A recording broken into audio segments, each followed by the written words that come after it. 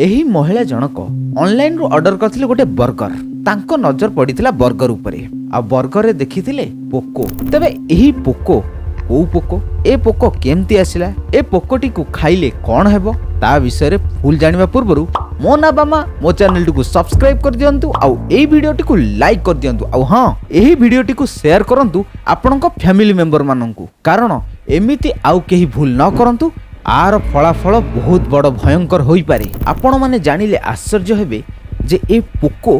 केउ पोको आज्ञा हां ए पोकोटी हेउची पुपा। पुपा को जानिबा पूर्वरु माछीर सर्कल विषय टिके जानि नियंतु तापरे जानि परिबे पुपा कोन। प्रथमे जानि नियंतु बड़ माछी जोटा कि एडल्ट फ्लाई जेतेबेले माछीटी अंडा देई थाए सेटा 8 रु 12 घंटा रही थाए आ तापरे लार्भा